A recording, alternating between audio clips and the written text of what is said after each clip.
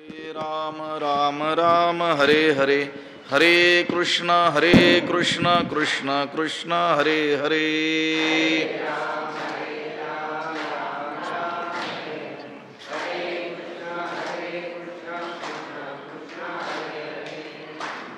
पुंडलीकवरदा हरिविठ्ठल श्री ज्ञानदेव तुकाराम, पंढरीनाथ भगवान की जय। माऊली ज्ञानेश्वर महाराज की जय। जगद्गुरु तुकाराम महाराज की जय। श्रोत्रादीनींद्रियाण्यन्ये संयमाग्निषु जुह्वति, शब्दादीन् विषयानन्ये इंद्रियाग्निषु जुह्वति।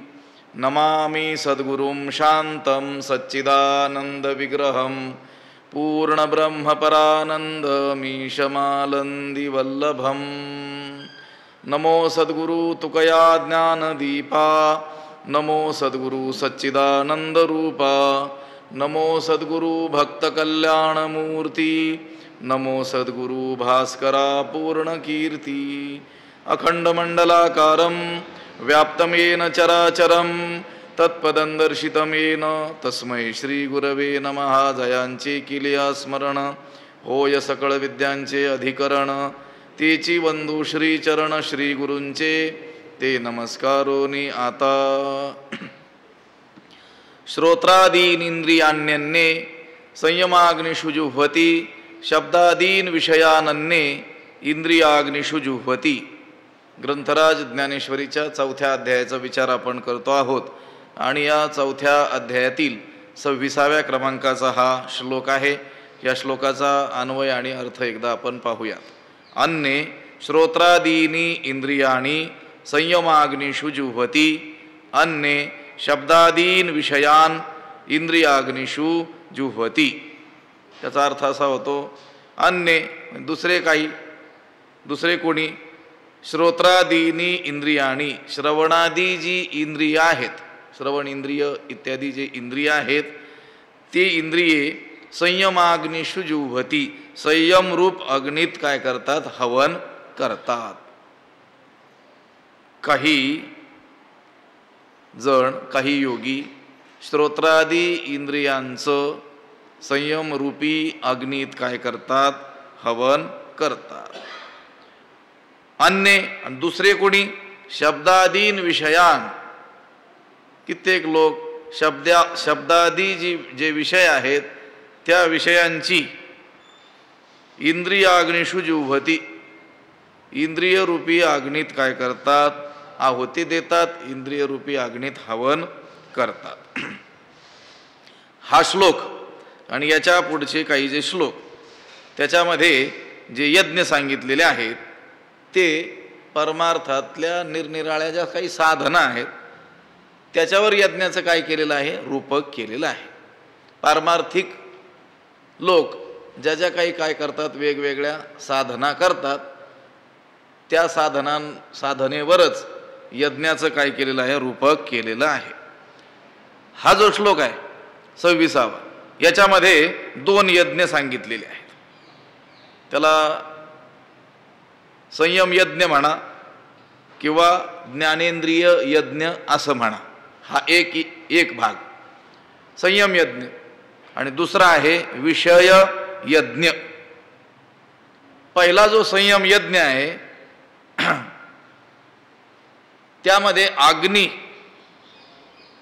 हा संयम आहे, आणि ज्ञानेंद्रिय हे काय आहेत, हवीर द्रव्य आहेत।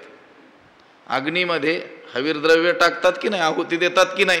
तर हा जो पहिला जो यज्ञ, याच्यात सांगितलेल्या 2 यज्ञांपैकी जे परमार्थातील साधना, त्या साधनेवर केलेलं हे यज्ञाचं रूपक, त्यातील पहिला जो यज्ञ, त्यामध्ये संयम हा कोण आहे, अग्नी आहे।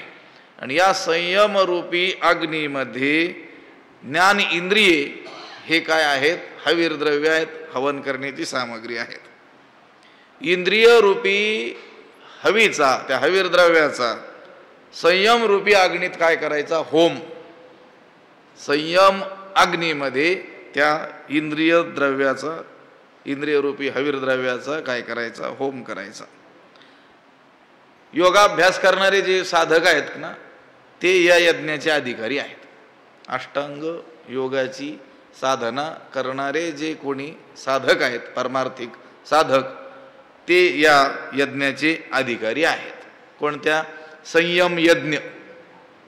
त्याच्यामध्ये संयम हा कोण? अग्नी. आणि त्याच्यात हवीर द्रव्य जे टाकायचं ते कोण? ज्ञानेंद्रिये. आणि याच्यामध्ये दुसरा सांगितलेला जो यज्ञ आहे विषय यज्ञ, त्याच्यामध्ये इंद्रिय हे अग्नीच्या ठिकाणी आहेत आणि निषिद्ध विषय हे हवीर द्रव्य आहेत. आता अग्नी कोण? दुसऱ्या विषय यज्ञामध्ये इंद्रिये हा अग्नी, आणि या इंद्रिय रूपी अग्नीमध्ये निषिद्ध विषय हे हवीर द्रव्य टाकायचे. म्हणजे निषिद्ध विषय रूप हवीर द्रव्याचा इंद्रिय रूपी अग्नीमध्ये काय करायचा? होम करायचा. म्हणजे काय? तर विषयामध्ये आसक्त न राहता विहित विषयांचंच काय करायचं? फक्त सेवन करायचं. निषिद्ध विषयांचं सेवन करायचं नाही. आता गृहस्थाश्रमामध्ये जो स्वधर्मनिष्ठ जो मुमुक्षू आहे तो या यज्ञाचा काय आहे? अधिकारी आहे. तो आहे कोण? गृहस्थाश्रमी आहे, परंतु स्वधर्मनिष्ठ आहे, स्वकर्तव्य तत्पर आहे.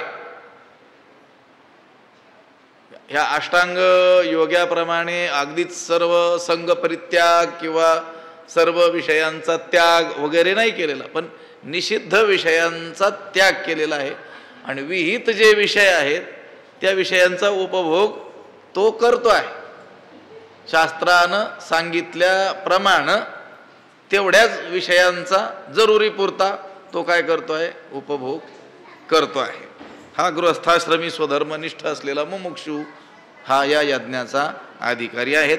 या श्लोकामध्ये 2 यज्ञ सांगितलेले आहेत. एक संयम यज्ञ आणि दुसरा विषय यज्ञ. पहिल्याचा अधिकारी आहे अष्टांग योग मार्गातील योगाभ्यासी जो आहे तो साधक, तो पहिल्या या संयम यज्ञाचा अधिकारी. आणि दुसरा विषय यज्ञ, त्याचा अधिकारी गृहस्थाश्रमामध्ये असलेला पण स्वधर्मरत असलेला जो मुमुक्षू. गृहस्थाश्रमात असूनही मोक्षेच्छा ज्याची काय आहे? प्रबळ आहे. लक्षात आलं का? राहतो तो गृहस्थाश्रमामध्ये, परंतु त्याला इच्छा काय आहे? मोक्षप्राप्तीची इच्छा आहे. आणि आपल्या अधिकारानुरूप तो काय करतो आहे? साधना करतो आहे. निषिद्ध विषयाचा स्पर्श देखील त्याला नाही आहे. त्याने ते विषय भस्म करून टाकलेले आहेत. अग्नीत टाकणं म्हणजेच काय करणं? भस्म करून टाकणं. आणि विहित विषयांचं सेवन करतो आहे. असा या श्लोकाचा काय आहे? अर्थ आहे. ज्ञानोबाराय काय म्हणतात ते एकदा पाहू.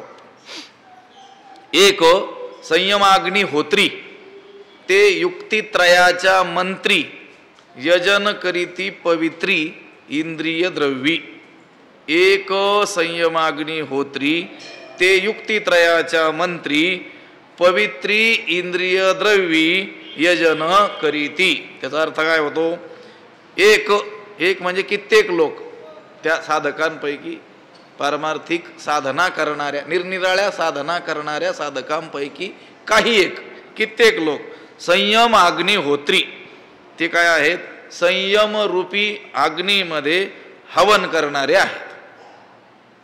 जे अग्निहोत्री लोक, अग्नी बाळगणारे, त्या अग्नीमध्ये काय करतात? हवन करत असतात. पण या साधकांपैकी निरनिराळ्या पारमार्थिक साधनेमध्ये आरूढ असलेल्या, साधनेमध्ये रत असलेल्या त्या साधकांपैकी काही जण काय करतात?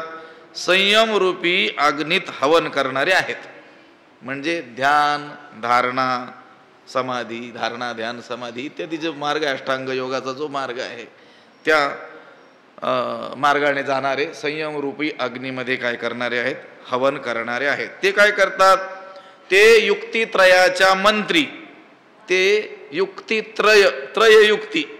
तर तिथं योगमार्गाच्या भाषेत बोलायचं तर मूलबंधाधिक, मूळबंध, जालंधर बंध, उड्डियाना बंध अशा 3 बंधाच्या युक्तिरूप मंत्राने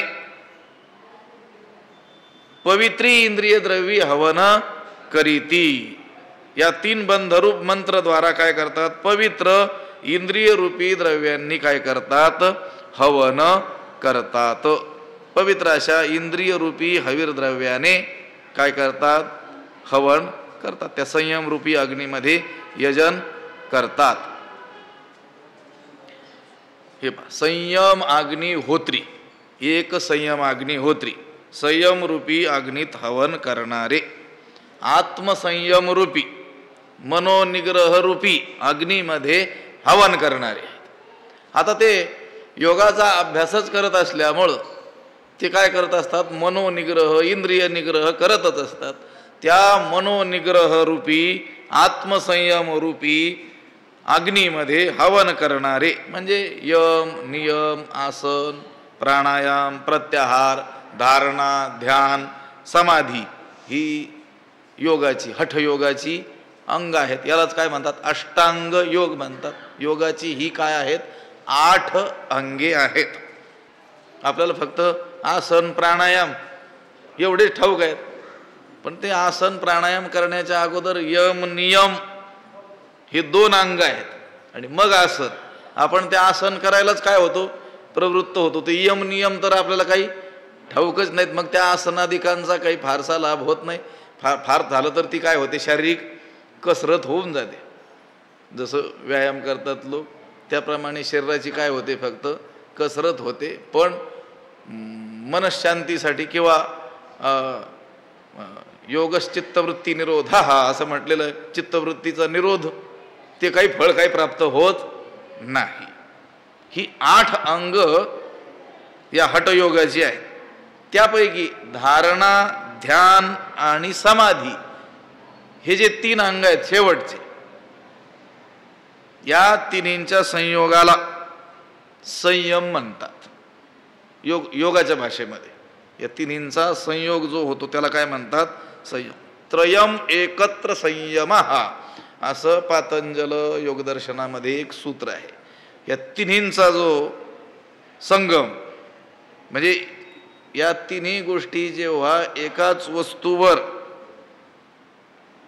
या तिन्हींचा संयोग म्हणजे या तिन्ही गोष्टी जेव्हा एकाच भाव्य वस्तूवर केल्या जातात म्हणजे धारणाही, ध्यानही आणि समाधीही, तेव्हा त्याला काय म्हणतात? संयम म्हणतात. आता योगाचं 5वं अंग काय आहे? प्रत्याहार आहे. तो प्रत्याहार साधला की इंद्रिय काय होतात? अंतर्मुख होतात आणि चित्ताला स्थैर्य प्राप्त होतं आणि मग ते चित्त धारणा करायला काय होतं? योग्य होतं. आता चित्ताला कोणत्या तरी एकाच देशावर, एकाच स्थानावर, एखाद्या वस्तूवर निबद्ध करून ठेवणं याला काय म्हणतात? धारणा म्हणतात. देशबंध चित्तस्य धारणा असं सूत्र आहे. त्या चित्ताला तिथं काय करणं? बांधून ठेवणं त्याला काय म्हणतात? धारणा असं म्हणतात. आता धारणेच्या विषयावर चित्ताची निरंतर एकाग्रता त्यालाच काय म्हणतात? ध्यान म्हणतात. चित्त काय केलं? एखाद्या वस्तूवर बांधून ठेवलं. आता ते बांधून ठेवलेल्या वस्तूवरच चित्ताची निरंतर एकाग्रता असणं त्यालाच काय म्हणतात? ध्यान. ध्यान लागलं म्हणतात. तत्र प्रत्ययैकतानता ध्यानम. तत्र म्हणजे त्या बांधून ठेवलेल्या त्या विषयावर एकतानता, चित्ताची एकतानता, एक अखंड समरसता त्यालाच काय म्हटलेलं आहे? ध्यान म्हटलेलं. आणि हे ध्यान ज्यावेळेस परिपक्व अवस्थेत जातं त्यालाच काय म्हणतात? समाधी म्हणतात. लोक ध्यान लावतात की नाही? 1-2-5 मिनिटाचं ध्यान लावतात. त्या काळात त्यांना काळा वेळेचं काय राहत नाही, भान राहत नाही. पण ह्या ध्यानाच्या पक्व अवस्थेला काय म्हणतात? समाधी म्हणतात. हे तरी 2-5 मिनिटाचं असू शकतं, ती समाधी तर कित्येकही दिवसाची काय असू शकते. त्या ध्यानाच्या परिपक्व स्थितीला म्हणतात समाधी.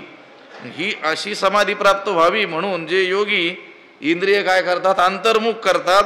म्हणजेच काय करतात? इंद्रियांचा संयम करतात. म्हणजे ते सुद्धा एक प्रकारचं काय करत असतात? यज्ञच करत असतात. कारण ते संयम रूपी अग्नीमध्ये इंद्रियांचा काय करत असतात? होम करत असतात. त्या संयम रूपी अग्नीमध्ये इंद्रियांचा होम करतात. म्हणून एक संयम अग्निहोत्री ते युक्तित्रयाच्या मंत्री, मूळबंध, जालंधर बंध आणि उड्डीयान बंध अशा बंधाच्या तीन बंध जे आहेत, हे बंधच जणू काही मंत्र. लक्षात आलं का? आता यज्ञ असल्यानंतर यज्ञही आहे, यज्ञकुंड आहे, अग्नी आहे, हवीर द्रव्य आहे, तो होताही आहे. ज्या साधनानं ते हवीर द्रव्य त्याच्यात टाकायचंय, ते सृक्सृवा पळी वगैरे तेही लागतं. लक्षात आलं का? आणखीन काय लागतं? मंत्र लागतात की नाही? त्या देवतेच्या नावानं त्या देवतेला आवाहन करून ते द्रव्य अर्पण करत असताना काय म्हणावे लागतात? मंत्र देखील म्हणावे लागतात. मग हे जे कित्येक जे काही जण संयम अग्निहोत्री, संयम रूपी अग्नीची सेवा करणारे जे अग्निहोत्री आहेत, ते काय करतात? युक्तित्रयाच्या मंत्री, हे मूळबंध, जालंधर बंध, उड्डीयान बंध, हेच काय? मंत्र. आणि या मंत्राने काय करतात? कायिक, वाचिक, मानसिक अशा त्रिप्रकारच्या नियमरूपी मंत्रांनी काय करतात? यजन करीती पवित्री इंद्रिय द्रवी, पवित्री इंद्रिय द्रवी यजन करीती. पवित्र अशा इंद्रिय रूपी हवीर द्रव्याने काय करतात? त्या संयम रूपी अग्नीमध्ये यजन करतात. हे अगोदर लक्षात आलं का तुम्हाला? या श्लोकामध्ये 2 यज्ञ सांगितलेले आहेत, संयम यज्ञ आणि तो विषय यज्ञ. तर या संयम रूपी अग्नीमध्ये इंद्रियांचं काय करायचं? हवन. तर हे यज्ञ करणारे कोण लोक आहेत? ते संयम अग्निहोत्री. संयम रूपी अग्नी ज्यांच्याकडे आहे, कोणाकडे आहे? योग्यांकडं. योग मार्गानं साधना करणारे जे लोक आहेत, ते या यज्ञाचे कोण आहेत? अधिकारी आहेत. एक चित्र डोळ्यासमोर आणायचं. यज्ञकुंड, अग्नी, ती सामग्री. तर आता हा यज्ञ कोणता चालू आहे? संयम यज्ञ. इथं जो अग्नी आहे तो कोणता अग्नी? संयम रूपी अग्नी. त्याच्यात काय, कशाची आहुती करायची आहे? इंद्रियांची आहुती टाकायची आहे. तर कोणत्या मंत्राच्या माध्यमातून? युक्तित्रयाच्या मंत्री. तर कोणते मंत्र? युक्तित्रय म्हणजे हे 3 बंध, मूळबंध, जालंधर बंध आणि उड्डीयान बंध, या बंधाच्या युक्तिरूप मंत्राने कशाची आहुती करायची? पवित्री इंद्रिय द्रव्य यजन करीती. इंद्रिय रूपी हवीर द्रव्याने काय करतात? त्या संयम रूपी अग्नीमध्ये हवन करतात. आता ही जी उभी आहे ना, हिचा अर्थ काही लोकांनी असा केलेला आहे की एक म्हणजे कोणी, संयम अग्निहोत्री म्हणजे आत्मसंयम रूपी अग्नीत हवन करणारे, युक्तित्रयाच्या मंत्री. तर ते युक्तित्रय काय घेतलं त्यांनी? काया, वाचा आणि मन यांचं नियमन, हेच मंत्र. लक्षात आलं का? कायिक, वाचिक आणि मानसिक. म्हणजे कायेचं म्हणजे शरीराचाही निग्रह, वाणीचाही निग्रह आणि मनाचाही निग्रह, हेच मंत्र. लक्षात आलं का? आणि या मंत्रांनी इंद्रिय रूपी द्रव्याचं काय करतात? त्या संयम रूपी अग्नीमध्ये हवन करतात. एक संयम अग्निहोत्री, ते युक्तित्रयाच्या मंत्री, यजन करीती पवित्री इंद्रिय द्रव्यी, इंद्रिय रूपी द्रव्याचं हवन करतात. एका वैराग्य रवी विवळे, तव संयती विहार केले, तेथ अपावृत जाहले इंद्रिया नळ. एका वैराग्य रवी विवळे, तव संयती विहार केले, तव किंवा तेथ इंद्रिया नळ अपावृत जाहले. एका कित्येक जण जे आहेत, त्या कित्येकांच्या बुद्धीमध्ये वैराग्य रवी विवळे, वैराग्य रूपी सूर्य उदय पावला. काहींच्या बुद्धीमध्ये वैराग्य रूपी सूर्य उदित झाला. तव संयती विहार केले, तेव्हा संयम रूपी विहार म्हणजे कुंड काय केली? तयार केली. वैराग्य रूपी सूर्याचा उदय झाल्याबरोबर संयमाची काय केले? कुंडे तयार केली. कुंड, यज्ञ कुंड. कशाचे कुंड तयार केले? संयमरूपी कुंड तयार केले. पण कधी केले? वैराग्य रवी विवळी, त्याच्या बुद्धीमध्ये वैराग्य रूपी रवीचा, सूर्याचा काय झाला? उदय झाला. तेव्हा त्यानं काय केले? संयम रूपी कुंड तयार केले. तो कुंड नको का?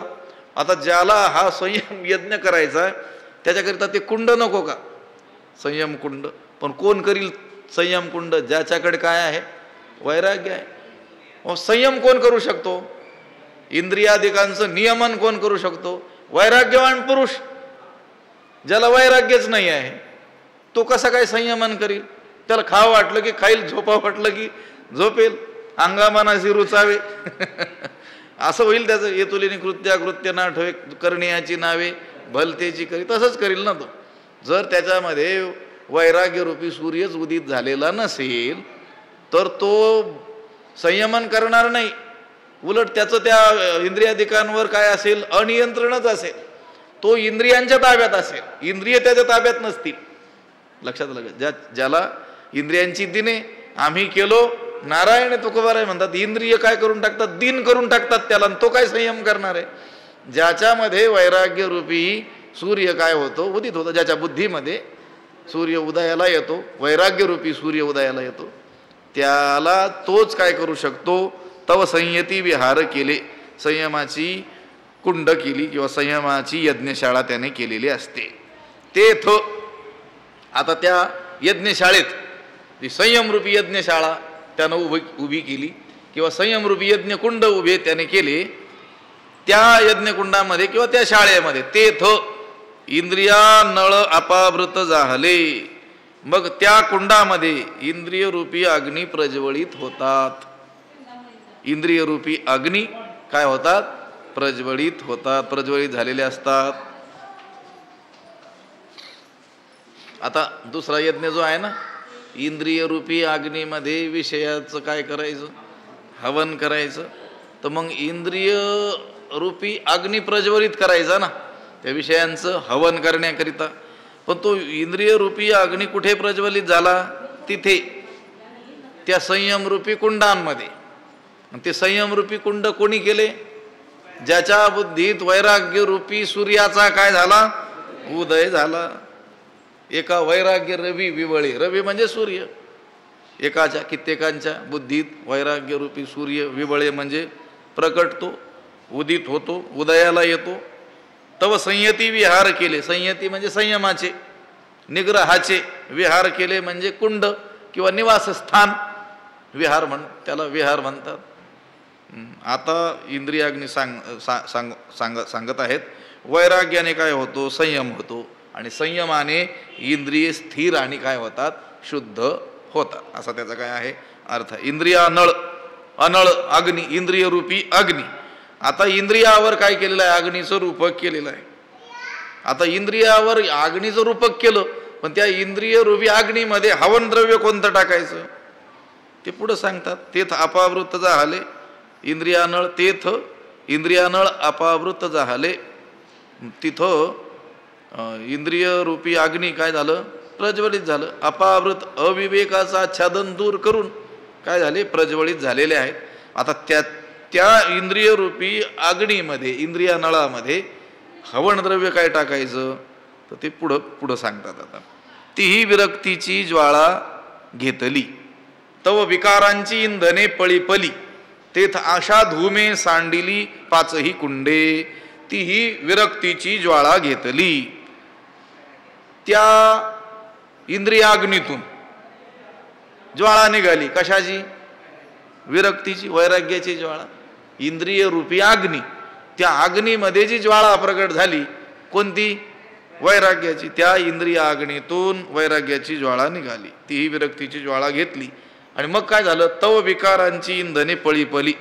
तेव्हा लगेचच काम क्रोध अधिक जे विकार आहेत त्या विकारांची इंधने पळीपली. त्या विकाररूपी इंधन काय झालं? पेटलं.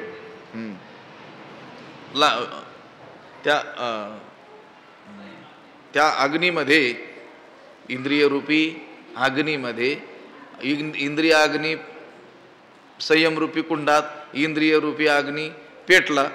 त्या इंद्रिय रूपी अग्नीतून विरक्तीची ज्वाळा, वैराग्याची ज्वाळा निघाली आणि लगेचच काम क्रोधादी जे विकार आहेत त्या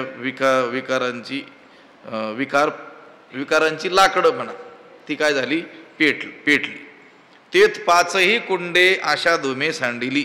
त्यावेळी पाचही कुंडातून पंच ज्ञानेंद्रिय रूपी कुंडातून आशा रूपी धूर निघून गेला. कोणता धूर? आशा रूपी धूर तिथून काय झाला, निघून गेला. हे पहा, तीही विरक्तीची ज्वाळा घेतली, विरक्ती वैराग्याची. इंद्रियांमध्ये काय उत्पन्न झालं, वैराग्य उत्पन्न झालं. आता तसं पाहिलं तर वैराग्याचं स्थान जर पाहिलं तर ते काय आहे, मन आहे. वैराग्य कुठं निर्माण व्हायला पाहिजे, मनामध्ये. वास्तविक वैराग्याचं जे स्थान आहे ते काय आहे, मन आहे. पण यांच्या मनामध्ये ज्यांचा विषय चालला, एवढं वैराग्य झालं, इतकं ते पक्व झालं की ते इंद्रियात उतरलं. लक्षात आलं का? त्या वैराग्याचं स्थान कोणतं, मन. पण इतकं वैराग्य निर्माण झालं मनामध्ये की ते वैराग्य कुठं आलं, इंद्रियात आलं. म्हणजे त्यांची इंद्रिये निषिद्ध विषयांचा परस्परच काय करू लागली, त्याग करू लागली. सर्वेंद्रियाच्या अंगणी विवेक करी राभणी, साचची करचरणी होती डोळे. नायकने ते कानची वाळी, न पाहणे ते दिठीची गाळी, आवाजचे ते टाळी जिभची गा. इतकं वैराग्य त्यांच्या मनात निर्माण झालं, इतकं पक्व झालं की ते वैराग्य कुठं उतरलं, इंद्रियात उतरलं. आणि ती इंद्रियेच निषिद्ध विषयांचा परस्परच काय करू लागली, त्याग करू लागली. जे ऐकायचं नाही ते कानच काय करू लागले, वाळी, म्हणजे त्याला टाळू लागले. न पाहणे ते दिठीची गाळी, जे विषय पाहू नयेत असे निषिद्ध विषयाला दृष्टीच काय करू लागली, टाळू लागली. आवाजचे ते टाळी जिभची गा, जे बोलण्यास अयोग्य आहे असे शब्द ती जिभच काय करू लागली, टाळू लागली.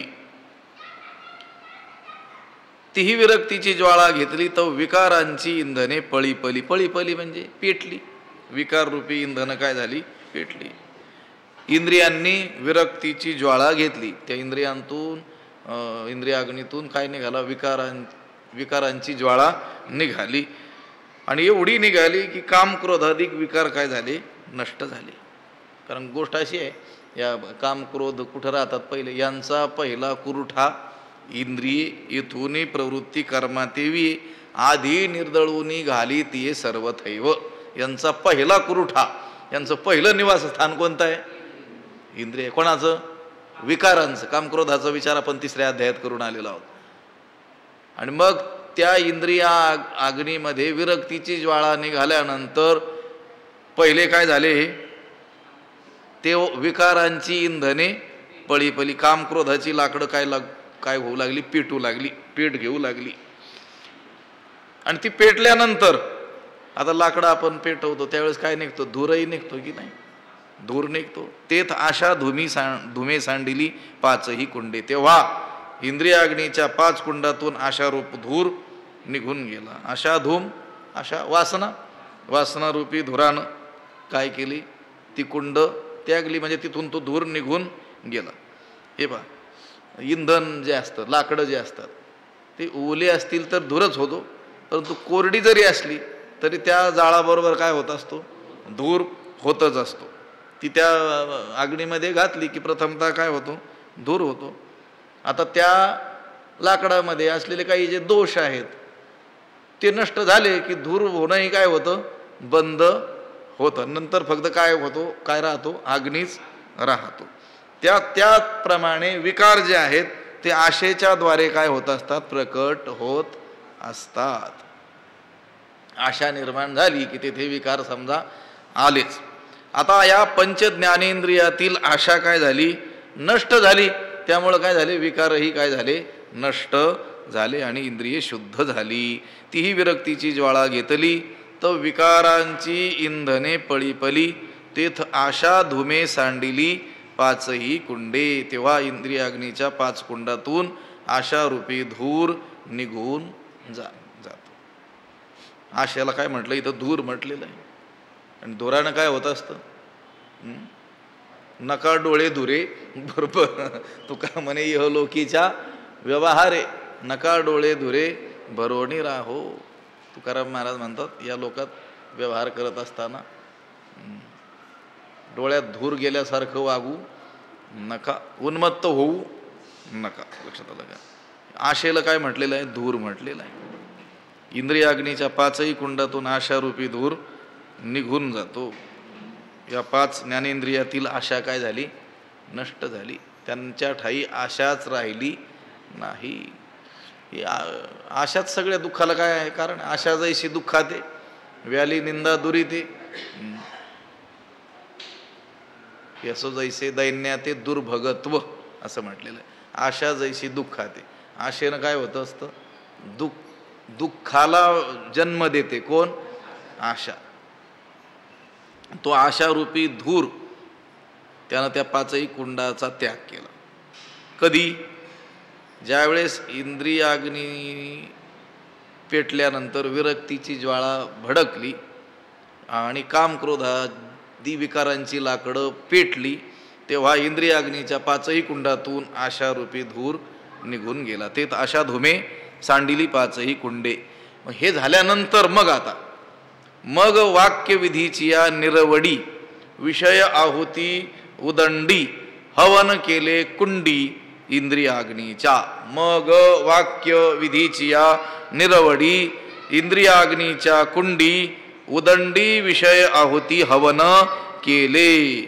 मग हे झाल्यानंतर मग वाक्यविधीची या म्हणजे गुरुवाक्याने सांगितलेल्या विधीच्या पद्धतीनं किंवा जे शास्त्रवचन आहेत त्या शास्त्रवचनानुसार निरवडी म्हणजे कौशल्य, गुरुवाक्याने सांगितलेल्या विधीच्या पद्धतीनं कौशल्यानं इंद्रियाग्नीच्या कुंडी त्या इंद्रियरूपी अग्नीच्या कुंडामध्ये उदंडी विषय आहुती हवन केले.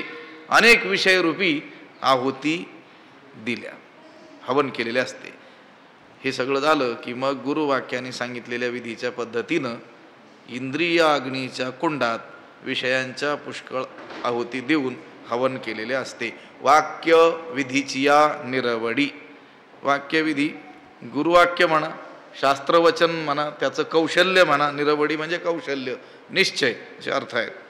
हे पहा, शास्त्रामध्ये प्रत्येक वर्णाला आणि आश्रमाला अनुसरून वेगवेगळी विधिवाक्ये सांगितलेली आहेत. त्या त्या वर्ण आणि त्या त्या आश्रमातील लोकांनी काय केलं पाहिजे त्याचं विधान शास्त्राने केलेलं आहे. कोणत्या विषयांचं सेवन करावं इत्यादी विषयांसंबंधी शास्त्रामध्ये काय आहेत? वाक्य आहेत, वचन आहेत. अगदी आहारापासून विहारापर्यंत सगळंच शास्त्राने काय केलेलं आहे? विधान केलेलं आहे. कशाकरिता? त्याच्या त्याच्या कल्याणार्थ. त्याची मनोअवस्था, त्याची योग्यता, त्याचे संस्कार याला बघून, त्याचा अधिकार बघून तसे तसे काय केलेले आहेत? विधानं शास्त्रानं केलेले आहेत. आता कोणते विषय कोणत्या व्यक्तींनी कोणत्या वेळी किती प्रमाणात सेवन करावेत याचं देखील विधान शास्त्राने केलेलं आहे. तुकोबाराय म्हणतात की नाही हो, विधीने सेवन विषय त्यागाते समान. विषय सेवनाला पूर्ण निषेध नाही आहे, पण ते विषय सेवन कसं झालं पाहिजे? विधीने, विधिपूर्वक, शास्त्राज्ञेनुसार जेवढं जेव्हा सांगितलंय, जे सांगितलंय त्याचंच काय केलं पाहिजे? सेवन केलं पाहिजे. तर ते विषय बाधक ठरत नाहीत, उलट साधनेला ते साधक ठरतात. असं आहे.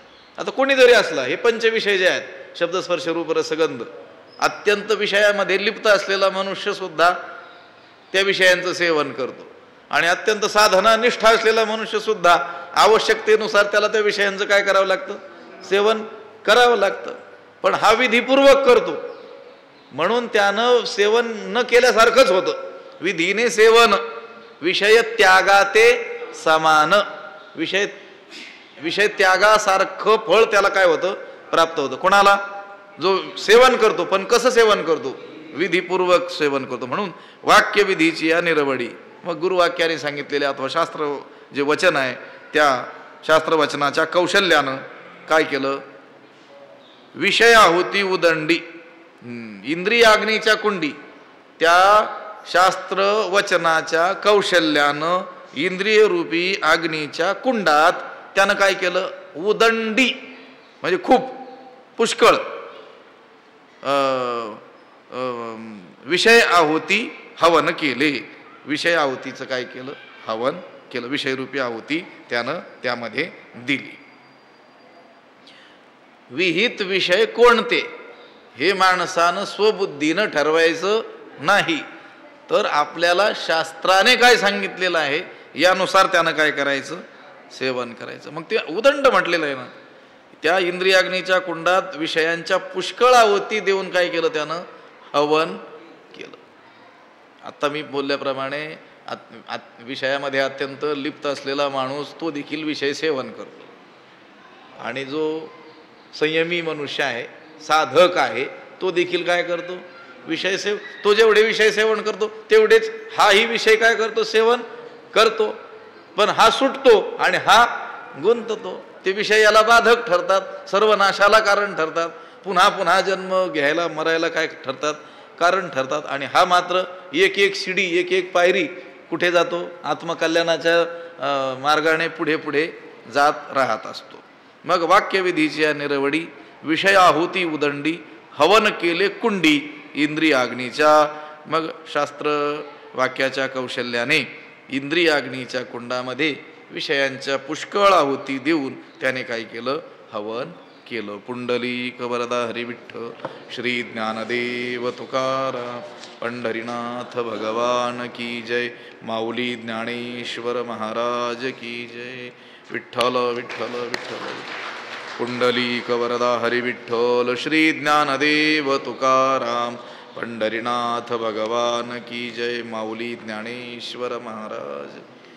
आता विश्वात्मके देवे येणे वाग्यज्ञे तोषावे, तोषोनी मज द्यावे पसायदान हे.